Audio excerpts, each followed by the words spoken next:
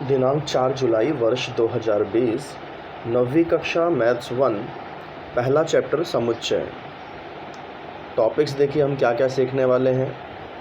पहले तो समुच्चय का परिचय सीखेंगे, फिर समुच्चय के प्रकार, फिर वेन आकृति, सम समुच्चय, उप समुच्चय, विश्व समुच्चय, पूरक समुच्चय, छेदन समुच्चय, संघ समुच्चय, समुच्चयों के घटकों की संख्या। ये कुछ टॉपिक्स हैं जो इस चैप्टर में हम सीखने वाले हैं। तो आइए सबसे पहले सीखते हैं समुच्चय क्या होता है, उसका परिचय क्या है। आप देखिए बेटा, कुछ चित्र यहाँ पर दिए गए हैं, जैसे कि फूलों का गुच्छा है। तो यहाँ पर जो समूह है फूलों का, यहाँ पर एक एक फूल को हम पहचान करके उसके नाम बताए जा सकते हैं कि कहीं गुलाब का फूल है तो कि कहीं मोगरा का फूल होगा, कोई चंपा का फूल होगा। यानी ये जो फूलों का समूह है, यहाँ एक एक फूल को पहचान कर उसका नाम लिखा जा सकता है। ऐसे ही चाबियों का गुच्छा है, तो यहाँ भी एक एक चाबी पहचान कर लिखी जा सकती है कि कोई एक कपाट की चाबी होगी, कोई एक दरवाजे की चाबी होगी, कोई एक किसी सूटकेस की चाबी होगी।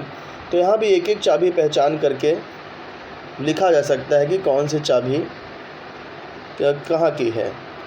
ऐसे देखिए दूसरा, यहाँ पक्षियों का समूह है, तो यहाँ भी एक एक पक्षी को देख करके पहचाना जा सकता है कि कौन कौन से पक्षी हो सकते हैं। तो समूह, यहाँ जो भी समूह दिया है वो समूह के एक एक घटक को पहचान करके लिखा जा सकता है। यहाँ पर कॉपियों का गट्ठा है, तो यहाँ पर भी कॉपियों को हम पहचान सकते हैं कौन सी कॉपी कौन से विषय की है। ऐसे यहाँ नंबर्स हैं, नंबर भी हम यहाँ जान सकते हैं कि ये एक प्राकृतिक संख्या है 1 से अनंत तक, क्योंकि 12 के बाद देखिए डॉट डॉट डॉट जो है वो ये दर्शा रहा है कि संख्या बढ़ती जा रही है। तो ये एक प्राकृतिक संख्याओं का समूह है। तो यहाँ ये जो चित्र दिए हैं, यहाँ जो समूह है उनके घटक को हम अच्छी तरह से पहचान सकते हैं और उसकी एक लिस्ट बना सकते हैं। तो इस तरह के जो समूह होते हैं जिनके घटक स्पष्ट रूप से पहचाने जा सकते हैं, तो ऐसे समूह को ही समुच्चय कहा जाता है। देखिए नीचे यहाँ पर लिखा गया है कि प्रत्येक वस्तु समूह के लिए हम विशिष्ट शब्द का उपयोग करते हैं। इन सभी उदाहरणों से संबंधित समूह के घटक हमें स्पष्ट रूप से बताना आता है। ऐसे वस्तुओं के समूह को समुच्चय कहते हैं। लेकिन कुछ ऐसे भी समूह हैं जिसमें हम उनके घटक को स्पष्ट रूप से बता नहीं सकते हैं। खासकर ऐसे समूह ऐसे होते हैं जिसमें तुलना किया जा सके। जैसे कि देखिए, अगर कोई बोले कि गांव के खुश बच्चों का जो बच्चे खुश हैं उनका समूह बनाइए, तो यहाँ पर एक परेशानी हो जाएगी कि खुश बच्चे कैसे पहचाना जाए। यहाँ खुशियाँ तुलना की जा सकती है कि ये बच्चा कम खुश है और ये बच्चा उससे अधिक खुश है। तो खुशियाँ कम या अधिक होती हैं, तुलना की जा सकती है। इसलिए खुश बच्चों का समूह पहचाना नहीं जा सकता है, बनाया नहीं जा सकता है। ऐसी कक्षा के होशियार विद्यार्थी, होशियार भी एक गुण है जो कि किसी में कम या अधिक, किसी में अधिक होता है, तुलना की जा सकती है। तो इसलिए होशियार बच्चों का भी समूह नहीं बनाया जा सकता। तो खुशी और होशियार, ये शब्दों के अर्थ सापेक्ष हैं। सापेक्ष मतलब तुलनात्मक है, तुलना किया जा सकता है। तो इसलिए यहाँ पर क्या होगा कि समूह बनाया नहीं जा सकेगा, यहाँ जो घटक हैं वो स्पष्ट नहीं है।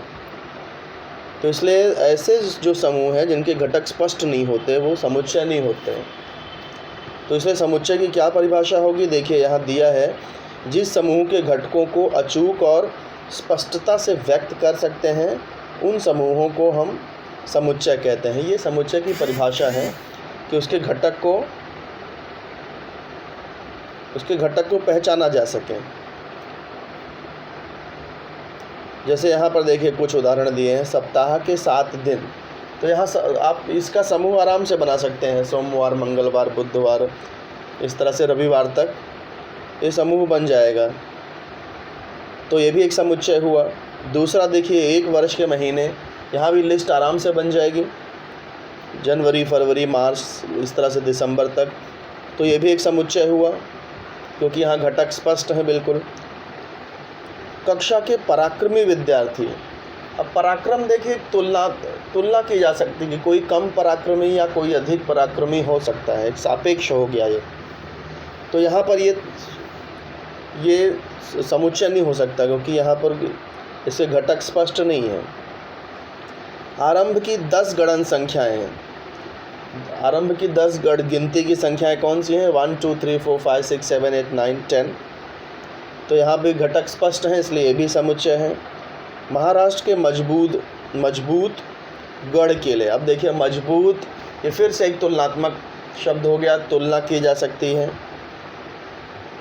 तो इसलिए यहाँ भी ये जो मजबूत गढ़ है ये समुच्चय नहीं कहला जा सकते क्योंकि यहाँ घटक स्पष्ट नहीं है, कोई कम मजबूत होगा, कोई अधिक मजबूत होगा।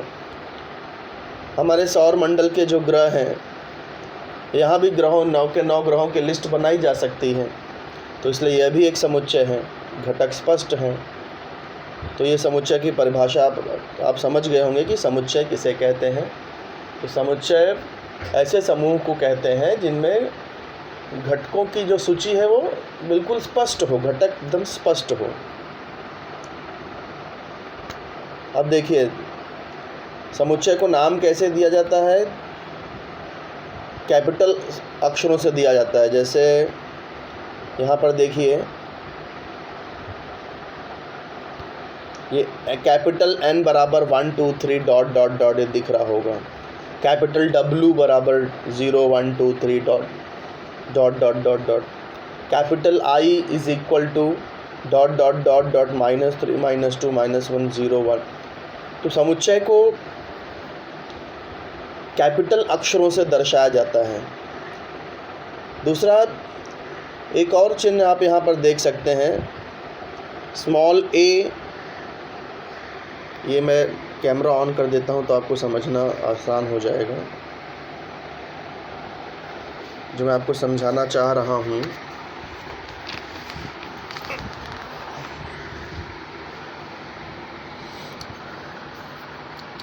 जैसे कि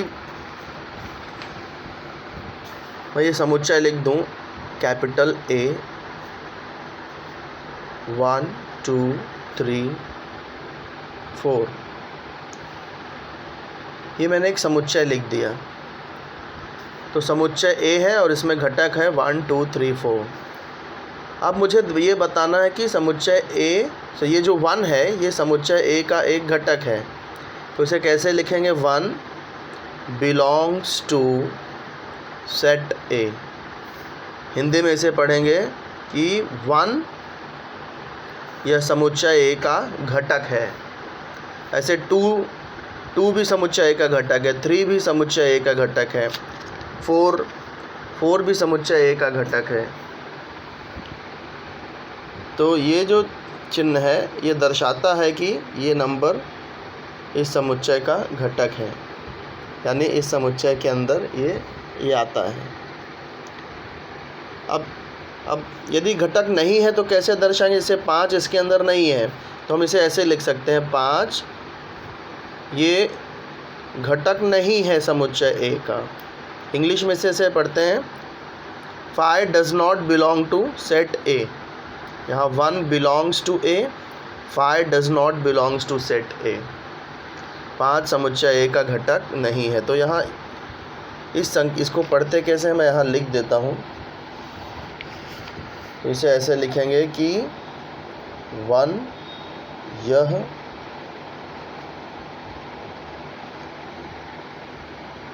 समुच्चय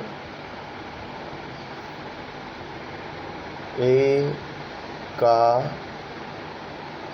घटक है। इस तरह से इसे पढ़ा जाएगा, 1 यह समुच्चय A का घटक है। और इसे कैसे पढ़ेंगे? 5 यह समुच्चय A का घटक नहीं है। तो ये चिन्ह का मतलब आपको समझाना चाह रहा था मैं। अब आप समझ लीजिए कि ये कुछ संख्याओं से परिचय है जैसे प्राकृतिक संख्या,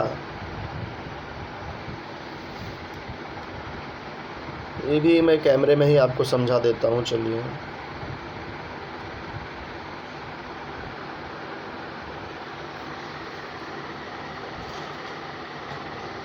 प्राकृतिक संख्या आपको समझना है। प्राकृतिक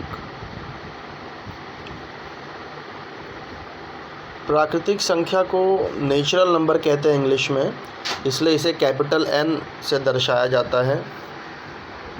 और इसमें संख्याएं कौन सी होती हैं? जो गणन संख्याएं होती हैं, गिनने के लिए जो संख्याएं यूज़ करते हैं हम लोग, जैसे 1 2 3 4, इस तरह से संख्याएं बढ़ते जाएंगी। 100 101 1000 लाख करोड़ अनंत, ये संख्याएं कभी ख़त्म नहीं होती। शुरू तो होती हैं 1 से, लेकिन इसका कोई अंत नहीं होता, अनंत। इसके बाद आते हैं पूर्ण संख्या। पूर्ण संख्या को इंग्लिश में होल नंबर लिखते हैं। Whole, WHOLE, whole number.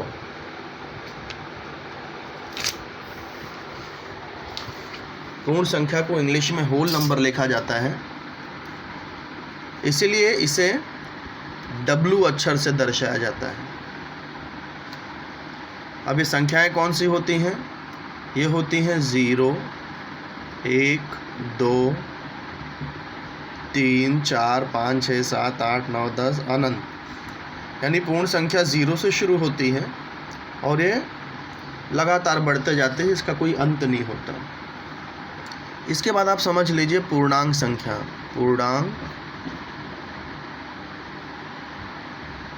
पूर्णांक संख्याएं। पूर्णांक संख्या में क्या होता है? इसमें 3 प्रकार की संख्या होती है। एक तो 0 होता है, और इसके बाद धनात्मक संख्याएं होती हैं 1 2 3 4 5 6 7 8 अनंत, और इसमें ऋणात्मक संख्याएं भी होती हैं, -1 -2 -3 -4 -5 -6 -7 -8 अनंत। तो यहाँ पूर्णांक संख्याएं हम कह सकते हैं कि यहाँ ना तो शुरुआत है ना तो अंत है। जैसे यहाँ पर 0 से शुरू हो रहा था और कोई इसका अंत नहीं हो रहा था। ये 1 से शुरू हो रही थी पर अनंत थी। यहाँ पर शुरुआत ना तो शुरुआत है ना तो अंत है, केवल बीच में 0 है और उसके दाईं तरफ धनात्मक संख्याएं हैं और उसके बाईं तरफ सब ऋणात्मक संख्याएं हैं। तो इस तरह की जो संख्याएं होती हैं, 0, धनात्मक संख्याएं, ऋणात्मक संख्याएं, ये सब पूर्णांक संख्याएं कहलाती हैं। और संकेत भी आप समझते जाइए। पूर्णांक संख्या को इंग्लिश में इंटीजर्स कहते हैं, इसको कहते हैं इंटीजर्स, और इसीलिए पूर्णांक संख्याओं का जो संकेत है वो है कैपिटल I। अब देखिए जैसे जैसे हम आगे बढ़ रहे हैं एक एक संख्या जुड़ते जा रही है। जैसे 1 था, 1 में देखिए फिर यहाँ 0 जुड़ गया, फिर यहाँ 0 के पहले ऋणात्मक संख्याएं जुड़ गई। अभी भी जो संख्याएं मिसिंग है वो आगे जुड़ते जाएंगी। कौन से मिसिंग है? बीच में दशमलव की संख्याएं, भिन्न वाली संख्याएं मिसिंग हैं। तो उसको भी अगर जोड़ दें तो एक और संख्याएं आ जाएंगी जिसे बोलते हैं परिमेय संख्याएं। परिमेय संख्याएं। अब परिमेय संख्याएं क्या हैं? परिमेय संख्याएं, इसे इंग्लिश में रेशनल नंबर कहते हैं, इसलिए R अक्षर से दर्शाया जाता, Q अक्षर से दर्शाया जाता है। R अक्षर से इसलिए नहीं दर्शा सकते क्योंकि R ये वास्तविक संख्याओं के लिए यूज़ किया जाता है, रियल नंबर के लिए। इसलिए कहते तो रेशनल नंबर है लेकिन दर्शाते इसे Q से हैं, क्योंकि R एक दूसरे प्रकार की संख्याओं के लिए है, वास्तविक संख्याओं के लिए। तो परिमेय संख्याएं Q के लिए होती हैं। इसमें किस प्रकार की संख्याएं होती हैं? इसमें अक्सर जो बट्टे वाली संख्याएं होती हैं, जैसे 1/2, जिसे भी भिन्न में लिखा जा सके, अंश और हर के रूप में लिखा जा सके, वो सब परिमेय संख्याएं होती हैं। तो ये ऊपर की संख्याओं को भी आप परिमेय संख्या कह सकते हैं क्योंकि इन्हें भी भिन्न में लिखा जा सकता है। जैसे 1 है तो उसे 1/1 लिख सकते हैं, 2 को हम 2/1 लिख सकते हैं, 3 को 3/1, 4/1, 0/1, 1/1, 2/1, 3/1, सब के नीचे /1 लिखा जा सकता है। इसलिए ये सब प्राकृतिक, पूर्ण और पूर्णांक संख्या, ये सब भी परिमेय संख्याएं हैं। तो परिमेय संख्याएं वे हैं जिन्हें बट्टे में लिखा जा सकता है। और पर जो दशमलव वाली संख्याएं हैं, दशमलव वाली संख्याएं कैसे, जब दशमलव के बाद जिनका अंत हो जाए, या फिर दशमलव के बाद कभी कभी संख्याएं रिपीट होती हैं, 5 2 एक समूह रिपीट हो रहा है, 5 2, तो ये भी इस तरह के दशमलव संख्याएं भी परिमेय होती हैं। या फिर कोई एक ही नंबर बढ़ता जाए, जैसे 6 3 3 3 3, तो ये दशमलव देखिए, दशमलव के बाद यहाँ अंक समाप्त हो गए, दशमलव के बाद यहाँ कुछ अंकों का समूह रिपीट हो रहा है, यहाँ दशमलव के बाद कुछ अंक रिपीट हो रहे हैं। इस तरह के जो दशमलव हैं वो भी परिमेय संख्याएं कहलाते हैं। और बट्टे में जो संख्याएं हैं वो तो परिमेय संख्याएं होती ही हैं। बाकी ये जितने भी प्राकृतिक, पूर्ण, पूर्णांक संख्याएं ये सब बट्टे में होती हैं। और जो जिनका हम मूल निकाल सकते हैं, जो जैसे कि इसका वर्गमूल, तो जिन संख्याओं का मूल ज्ञात किया जा सके वो संख्याएं भी परिमेय संख्याएं कहलाती हैं।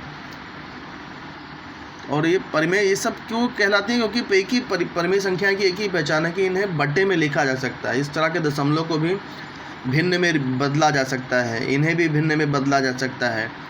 ये प्राकृतिक संख्याएं, पूर्ण संख्याएं, पूर्णांक संख्याएं, इन्हें भी भिन्न में बदला जा सकता है, इसलिए परिमेय संख्याएं कहलाती हैं। और इसे क्यू, इनका संकेत है क्यू अक्षर द्वारा इसे दर्शाया जाता है, ये आपको समझना है।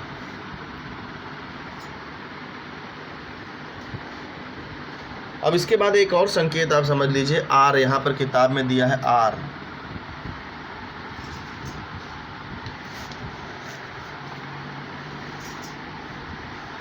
तो आर किसे कहते हैं? देखिए, जो वास्तविक संख्या होती है, वास्तविक संख्या, इसे इंग्लिश में रियल नंबर्स कहते हैं।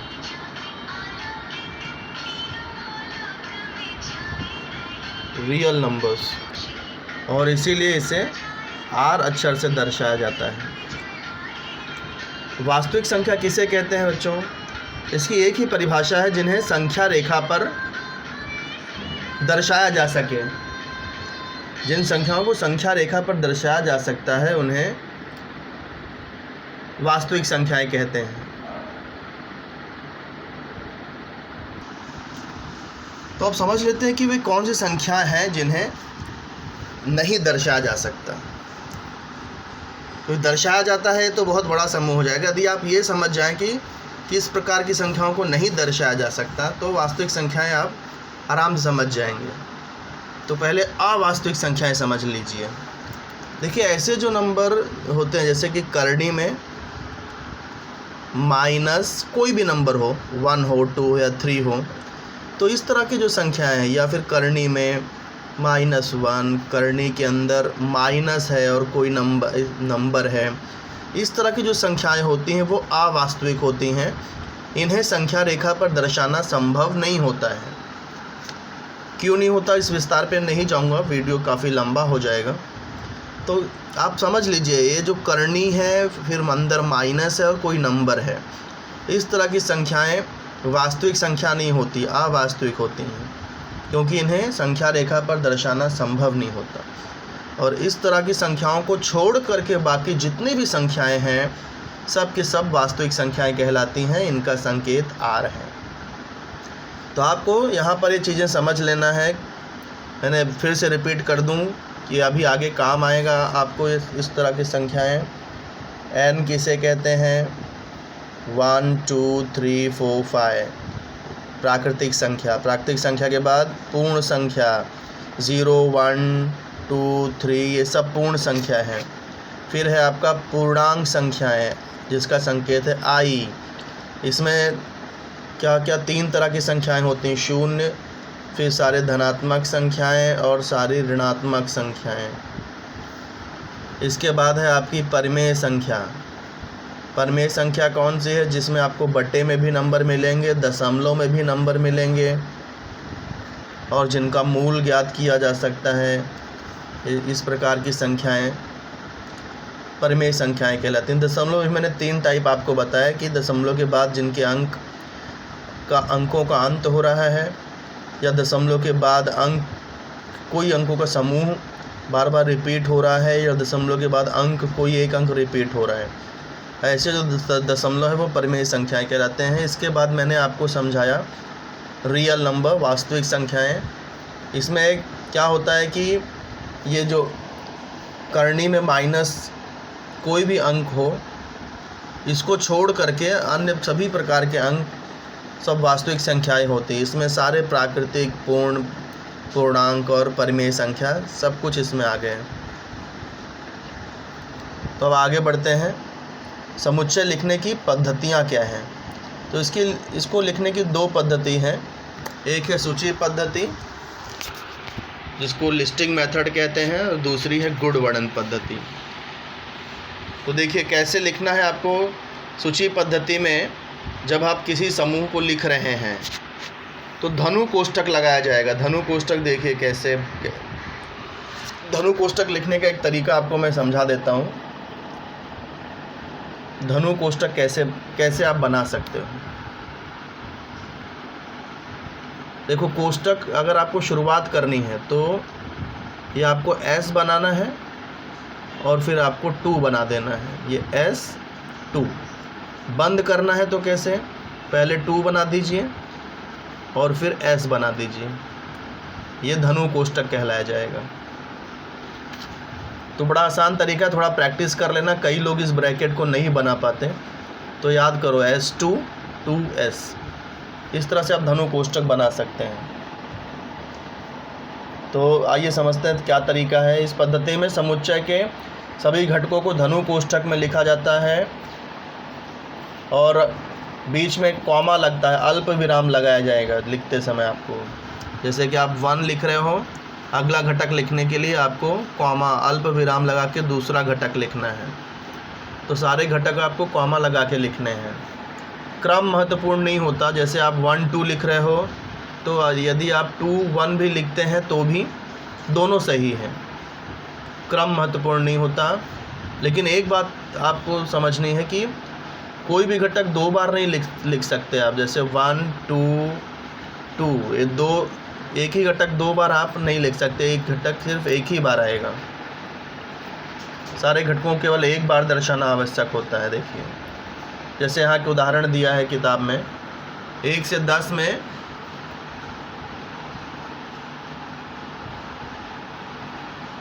1 से 10 में विषम संख्याओं का समुच्चय कैसे लिखेंगे। देखिए 1 से 10 के बीच में विषम संख्याएं। विषम संख्याएं कौन सी है? जो 2 से नहीं कटते, जो 2 से के पहाड़े में नहीं आती। तो 1 से 10 के बीच में कौन सी संख्याएं हैं जो 2 के पहाड़े में नहीं आती? तो 3 5 7 9। अब 1 यहाँ पे नहीं लिखा। 1 क्यों नहीं लिखा? क्योंकि यहाँ 1 से 10 में इसके यानी उसके बीच की संख्या लेनी है। तो 1 तो लेना ही नहीं है क्योंकि बीच की संख्या कहा गया है।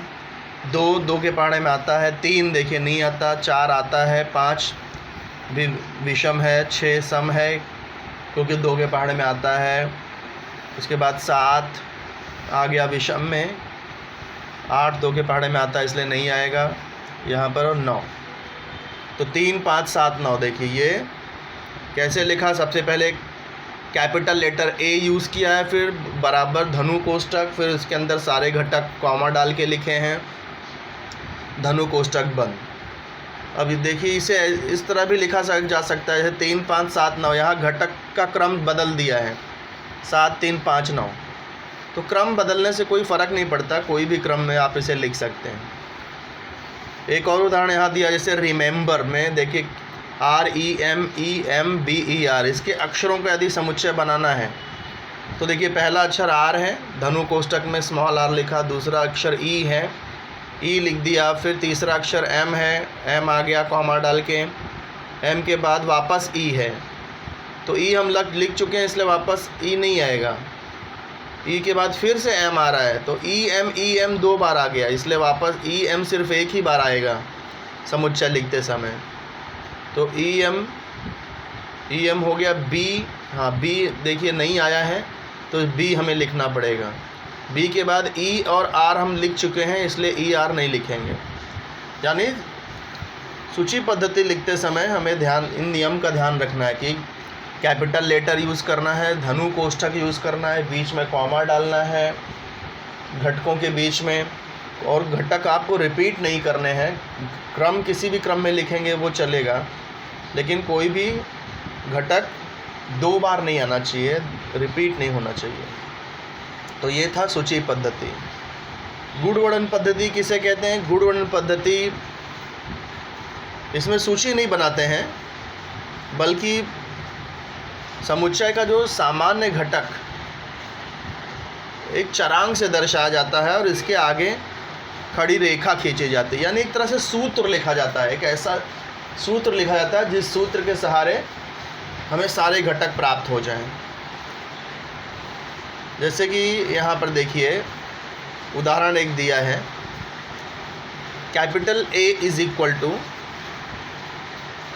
फिर धनु कोष्ठक में स्मॉल x लिखा है और एक खड़ी रेखा खींची है, और x समुच्चय n का घटक है, फिर कॉमा डाल करके x 1 से बड़ा है और 10 से छोटा है। अब इसे पढ़ेंगे कैसे? देखिए इसे ऐसे पढ़ेंगे कि समुच्चय A यह सभी x का समुच्चय A x का समुच्चय है तथा x यह प्राकृतिक संख्या है, और x 1 से बड़ी और 10 से छोटी है। यानी x जो A है वो सभी x का समुच्चय है, और x जो है प्राकृतिक संख्या है और 1 से 10 के बीच में छोटी, तो 1 से 10 के बीच में है। तो 1 से 10 के बीच में कौन सी प्राकृतिक संख्या होंगी? 2, 3, 4, 5, 6, 7, 8, 9। उदाहरण B देखिए, उदाहरण दूसरा, कैपिटल B। अब कैसे पढ़ेंगे? B सभी x का समुच्चय है तथा x या 1 से 10 के बीच की अभाज्य संख्या है। अब देखिए इसी एक सूत्र, एक नियम लिखना है आपको, और किस तरह से लिखना है? एक स्मॉल लेटर का अल्फ़ाबेट है, x यूज़ किया है, स्मॉल a भी यूज़ कर सकते हैं, स्मॉल b भी यूज़ कर सकते हैं, और उसके बाद x एक ऐसा नियम या फार्मूला लिखना है कि वो सारे x लिखे जा सकें। तो 1 से 10 के बीच अभाज्य संख्या। अभाज्य संख्या किसे कहते हैं? जो सिर्फ 2 ही संख्याओं से कटती हो, जो सिर्फ 2 ही पहाड़ों में आती हो,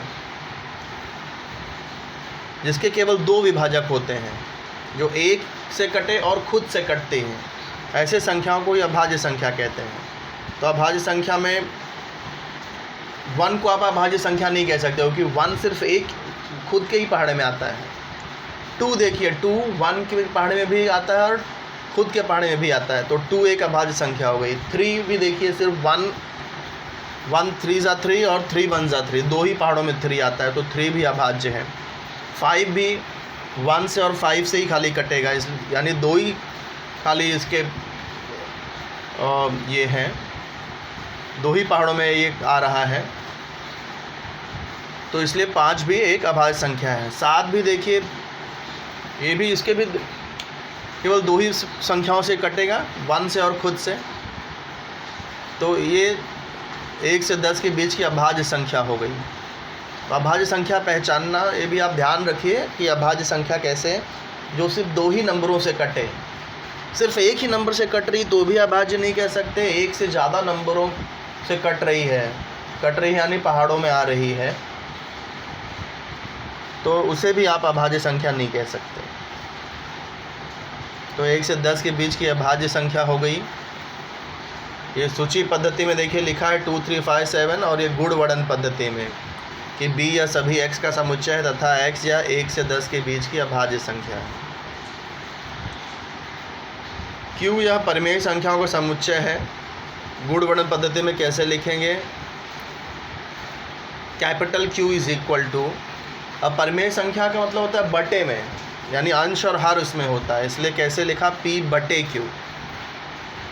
अब p और q क्या होना चाहिए, ये इंटीजर होना चाहिए, यानी कि पूर्णांक होना चाहिए, लेकिन q जो है वो 0 के बराबर नहीं होना चाहिए, क्योंकि जो हर होता है बटे में जो नीचे का नंबर होता है वो 0 नहीं हो सकता है। तो ये एक तरह से परिभाषा हो गई परिमेय संख्या की। अब यहाँ पर कुछ और उदाहरण दिए हैं। निम्नलिखित उदाहरणों के प्रत्येक समुच्चय को इन दोनों पद्धतियों से लिखा गया है। देखिए, गुण वर्णन पद्धति है, तो उसके सामने सूची पद्धति है। सबसे पहले गुण वर्णन पद्धति में देखिए, फिर हम इसी को साइड में सूची पद्धति से भी लिखा है। कैसे पढ़ेंगे देखिए, a सभी x का समुच्चय है तथा x यह डिवीजन शब्द के अक्षरों का समुच्चय है। आप इसको पढ़ने का अभ्यास करिए, थोड़ा सा बार बार इसे रिपीट करेंगे तो आपको आदत पड़ जाएगी। अब इसे सूची पद्धति में कैसे लिखेंगे देखिए, a is equal to division शब्द के अक्षर लिखने हैं। अब मेथड आपको पता है, पहला अक्षर d है तो d लिख दिया, कॉमा, दूसरा अक्षर i है तो यहाँ पर कॉमा डालने के बाद i लिख दिया, फिर तीसरा अक्षर v है तो v लिख दिया, v के बाद फिर i आ रहा है, जबकि i हम लिख चुके हैं, d के बाद भी i आ चुका है, i वापस आ रहा है। अब i नहीं लिखेंगे, i छोड़ देंगे। उसके बाद s आ रहा है तो s लिख देंगे, s के बाद फिर से i आ रहा है, अब फिर इस i को नहीं लेंगे क्योंकि तीसरी बार i आ गया है। तो अब o लिखेंगे, o लिख दिया और फिर लास्ट में n। तो सूची पद्धति हो गई। b सभी, अब आगे अगला उदाहरण, b सभी y का समुच्चय है तथा y यह संख्या इस प्रकार है कि y square is equal to 9। तो y कैसे निकालेंगे, y स्क्वायर 9 है तो लेकिन b जो है y का समुच्चय है, y स्क्वायर का नहीं है, तो हमें y का मान निकालना पड़ेगा। तो b के घटक में लिख सकते हैं हम।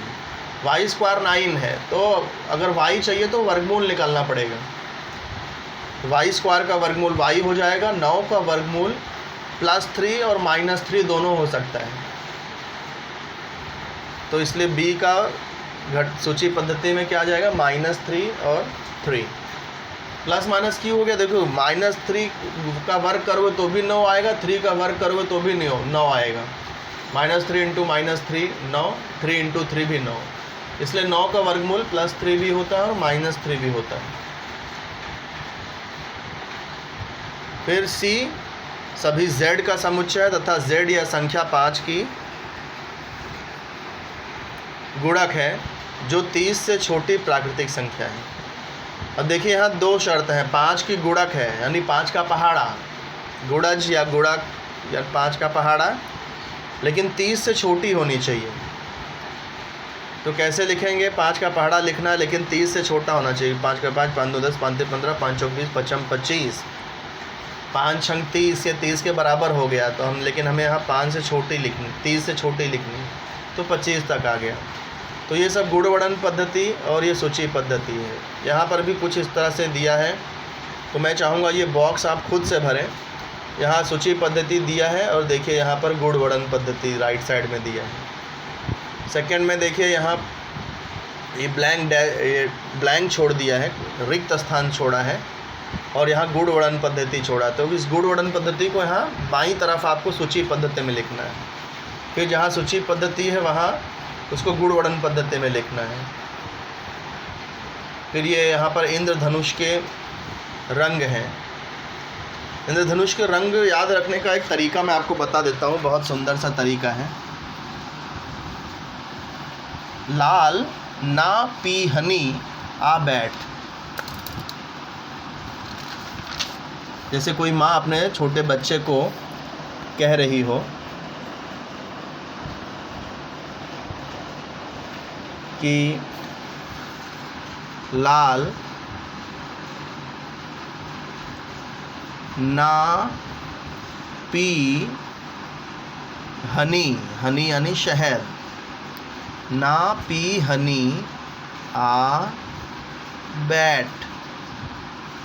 लाल ना पी, मत पी, लाल ना पी हनी आ बैठ। अब देखिए इसमें 7 रंग मिल जाएंगे धनुष के। 1 2 3 4 5 6 7। 7 कैसे? पहला रंग तो लाल हो गया, दूसरा ना से नारंगी हो जाएगा, तीसरा पी से पीला, चौथा ह से हरा, पांचवा नी से नीला, छठा आ से आसमानी और सातवां बै से बैगनी। 7 रंग मिल गए। तो ये परिचय था समुच्चय को लेकर के। परिचय हो गया और हमने सीखा कि पद्धतियाँ क्या हैं और कैसे लिखना है।